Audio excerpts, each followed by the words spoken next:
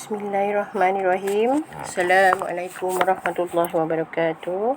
Apa khabar murid-murid? Okey, cikgu ucapkan selamat hari raya Aidilfitri. Maaf zahir batin. Okey, hari ni kita dah mula menyambung pengajaran pembelajaran di rumah PDPR kita untuk PKP kali ni. Okey, pelajaran kita adalah pelajaran sirah,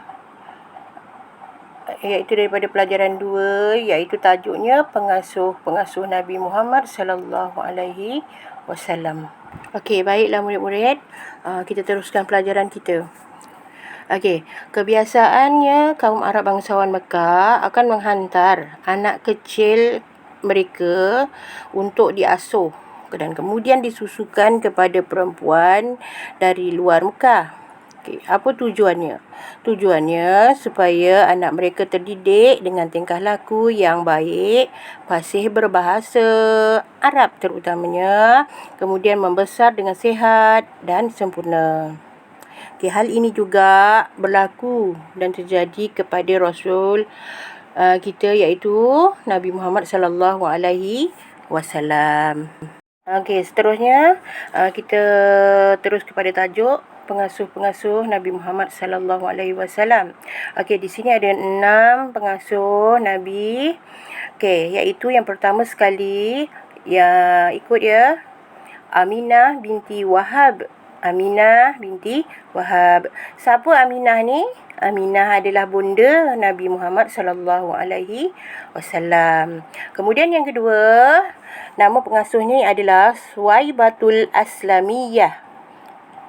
Suwaibatul Aslamiyah. Okey, ikut lagi sekali. Suwaibatul Aslamiyah. Okey. Kemudian seterusnya yang ketiga, Halimatus Sa'diyah. Halimatus Sa'diyah. Okey, lagi sekali, Halimatus Sa'diyah. Kemudian yang keempat, Ummu Aiman. Ummu Aiman. Okey, Ummu Aiman. Okey, itu pengasuh yang keempat. Yang seterusnya yang kelima, iaitu Abdul Muttalib bin Hashim. Ikut ya murid-murid. Abdul Muttalib bin Hashim. Abdul Muttalib ni siapa? Abdul Muttalib ni adalah datuk Nabi Muhammad sallallahu alaihi wasallam. Okey, dan pengasuhnya yang terakhir adalah Abu Talib bin Abdul Muttalib. Okey, ulang lagi, Abu Talib bin Abdul Muttalib. Okey, siapa Abu Talib? Abu Talib adalah abang kepada ayahanda Nabi Muhammad sallallahu alaihi wasallam. Okey, iaitu bapa saudara Nabi. Okey, ini adalah di antara senarai-senarai nama pengasuh-pengasuh Nabi Muhammad sallallahu alaihi wasallam. Okey, cikgu harap murid-murid ulang sebut. Okey, kita ulang lagi sekali. Okey, yang pertama Aminah binti Wahab. Yang kedua, Suwaibatul Aslamiyah. Yang ketiga, Halimatus Sa'diyah. Yang keempat, Ummu Aiman. Yang kelima, Abdul Muttalib bin Hashim. Dan yang keenam, Abu Talib bin Abdul Muttalib. Okey murid-murid, seterusnya kita tengok tajuk asuhan Nabi Muhammad sallallahu alaihi wasallam oleh bundanya Sayyidah Aminah binti Wahab. Okey, kita tengok. Ada 4 perkara ni. Yang pertama sekali, pada awal kelahiran baginda, beliau diasuh oleh bundanya Sayyidah Aminah binti Wahab. Okey, kemudian ketika dalam asuhan dan susuan bundanya, Abdul Muttalib, iaitu datuknya, telah mencari pengasuh dari perkampungan masyarakat Arab setempat. Okey, kerana ini dah menjadi tradisi. Okey, sebab itulah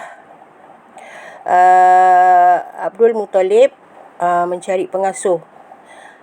Okey, bila dah jadi adat tradisi masyarakat Arab, maka benda tu akan dijadikan satu keperluan untuk anak-anak tadi disusukan oleh orang luar.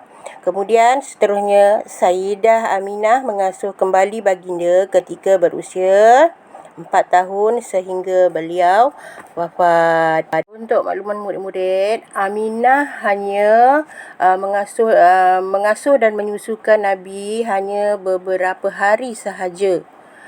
Okey, selepas itu Nabi diserahkan pula kepada pengasuh yang kedua. Okey, siapa dia pengasuh yang kedua?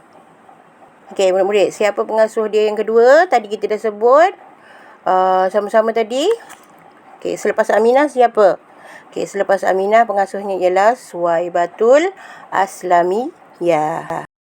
Okey, Suwaibatul Aslamiyah ini ataupun Sayyidatina Suwaibatul Aslamiyah adalah merupakan wanita pertama yang mengasuh dan menyusukan Nabi Muhammad sallallahu alaihi wasallam selepas bundanya. Maknanya selepas Nabi dilahirkan dan bersama bundanya beberapa hari, Nabi telah diserahkan kepada Suwaibatul Aslamiyah untuk disusukan dan diasuh. Okey, untuk pengetahuan murid-murid, Suwaibatul Aslamiyah adalah seorang hamba kepada Abu Lahab. Okey, antara bayi yang telah disusukan oleh Sayyidatina Suwaibatul Aslamiyah selain Nabi Muhammad sallallahu alaihi wasallam ialah Sayyidina Hamzah bin Abdul Muttalib. Siapa Sayyidina Hamzah ni? Sayyidina Hamzah adalah bapa saudara Nabi Muhammad sallallahu alaihi wasallam. Okey, Sayyidatina Suwaibatul Aslamiyah kemudian telah dimerdekakan. Okey, hamba. Dia ni seorang hamba. Jadinya dia telah dimerdekakan oleh tuannya iaitu Abu Lahab kerana dia telah membawa berita gembira tentang kelahiran Nabi Muhammad sallallahu alaihi wasallam kepada Abu Lahab. Kita ulang balik. Okey, Suwaibatul Aslamiyah adalah wanita pertama yang mengasuh dan menyusukan bagi baginda sallallahu alaihi wasallam, dan Suwaibatul Aslamiyah adalah hamba kepada Abu Lahab. Tetapi Abu Lahab telah memerdekakan Suwaibatul Aslamiyah kerana Suwaibatul Aslamiyah telah menyampaikan berita yang sangat gembira tentang kelahiran Nabi Muhammad. Selain daripada Nabi Muhammad sallallahu alaihi wasallam, Suwaibatul Aslamiyah juga telah menyusukan bapa saudara Nabi Muhammad iaitu Hamzah bin Abdul Muttalib. Selepas Sayyidatina Suwaibatul Aslamiyah menyusu dan mengasuh Nabi lebih kurang dalam, ada yang kata 3 bulan dia bersama Suwaibatul Aslamiyah. Dan selepas itu Nabi telah diserahkan pula kepada seorang wanita yang tinggal di perkampungan Bani Sa'ad, iaitu yang bernama Halimatus Sa'diyah. Okey, siapa nama pengasuh Nabi tadi? Yang kedua selepas Suwaibatul Aslamiyah? Siapa murid-murid? Namanya adalah Halimatus Sa'diyah. Okey, Halimatus Sa'diyah tinggal kat mana? Tinggal di perkampungan Bani Sa'ad. Okey. Bersama ataupun kehidupan Nabi bersama Halimah membuatkan Halimah merasa sangat bahagia, sangat gembira sangat. Okey, di samping tu Nabi juga membesar bersama dengan anaknya iaitu Abdullah bin Al-Haris. Okey, semasa Halimah mengasuh Nabi Muhammad sallallahu alaihi wasallam, dia banyak melihat tanda-tanda keberkatan Nabi Muhammad sallallahu alaihi wasallam. Okey, terdapat antaranya 5 keberkatan yang Halimah dapat melihat selepas Nabi hadir dalam keluarganya, selepas dia mengasuh, menyusukan Nabi. Okey, apa dia tanda-tanda yang dilihat?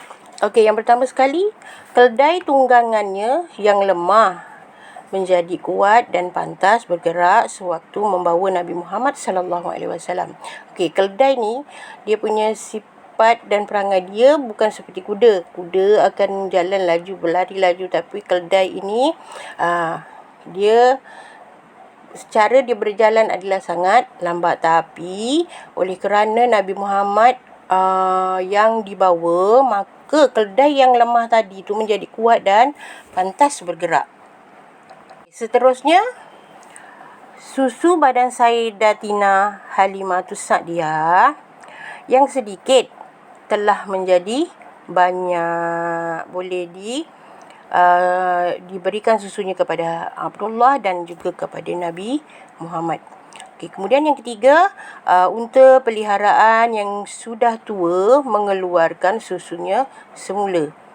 Unta dah tua, yang selalu memang tak ada susu lagi, tapi oleh kerana keberkatan yang Nabi bawa kepada keluarganya dan di sekeliling Halimatus Sa'diyah, maka unta yang dah tua tadi mengeluarkan susunya semula.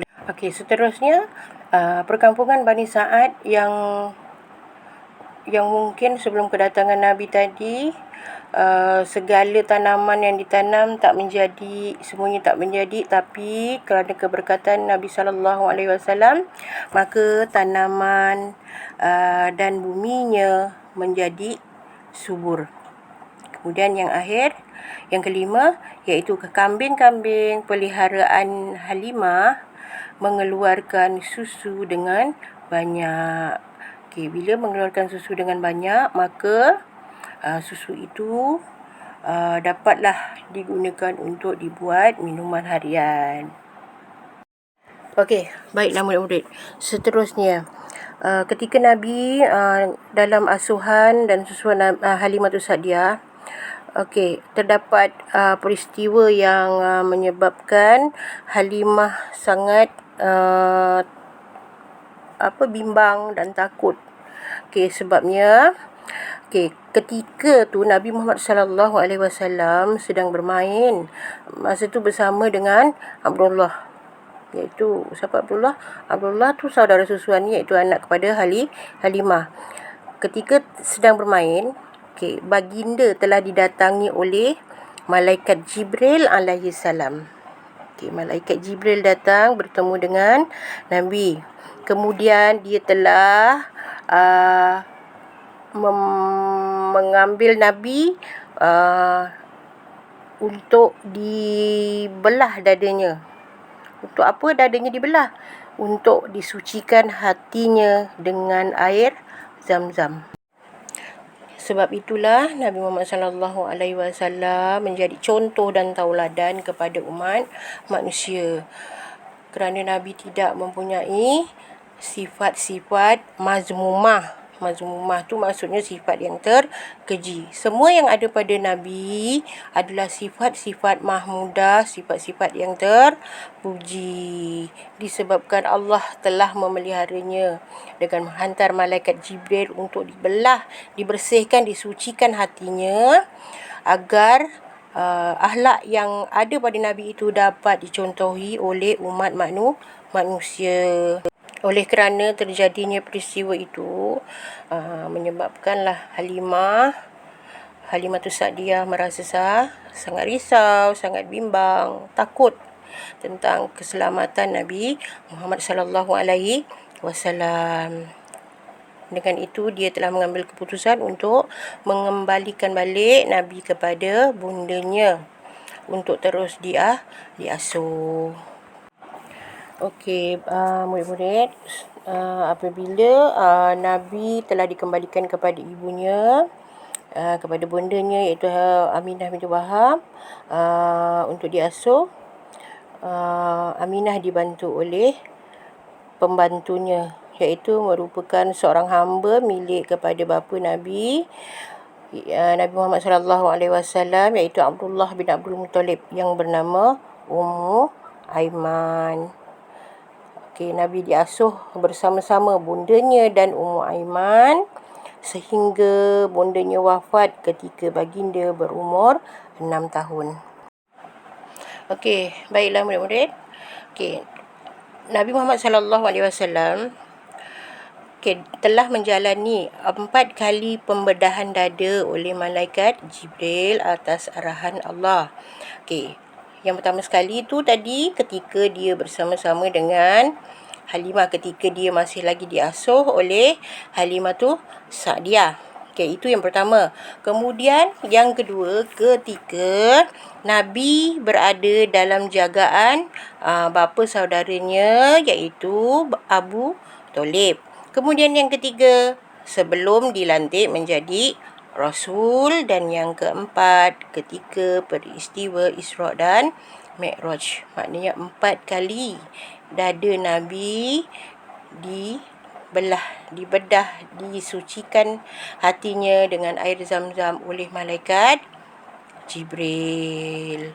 Sebab itulah akhlak Nabi sangat-sangat terpuji. Okay, begitulah tadi murid-murid serba sedikit tentang pengasuh Nabi Muhammad sallallahu alaihi wasallam. Ingatkan lagi, pengasuh Nabi ada 6 orang, iaitu yang pertama sekali ibunya iaitu Aminah binti Wahab. Okey, yang kedua Sayyidatina Suwaibatul Aslamiyah. Yang ketiga Halimatus Sa'diyah. Yang keempat Ummu Aiman. Yang kelima Abdul Muttalib bin Hashim. Dan yang keenam Abu Talib bin Abdul Muttalib. Okey, kita baru belajar sehingga asuhan Ummu Aiman. Okey, jadinya di masa akan datang nanti kita akan terus sambung pelajaran yang kedua ni, iaitu asuhan Nabi Muhammad sallallahu alaihi wasallam oleh Abdul Muttalib dan Abu Talib bin Abdul Muttalib. Okey, jadinya setakat ini dulu untuk hari ini. Okey, kita sambung lagi insya-Allah. Kalau panjang umur, kita jumpa di dalam kelas. Okey, cikgu harapkan kamu ulang-ulang sebut senarai-senarai nama pengasuh-pengasuh Nabi Muhammad sallallahu alaihi wasallam. Okey, agar nanti bila kita naik kelas, naik sekolah, bila cikgu tanya, insya-Allah awak ingat. Okey. Okey, murid-murid, kita jumpa lagi. Okey, dan nanti cikgu akan beri tugasan. Okey, dengarkan balik video ni. Okey, fahamkan. Nanti dalam masa 1 jam daripada video ni cikgu berikan ke awak dan awak dengar, cikgu akan beri tugasan yang akan awak buat. Okey, sekian. Wabillahi taufiq wal hidayah. Wassalamualaikum warahmatullahi wabarakatuh.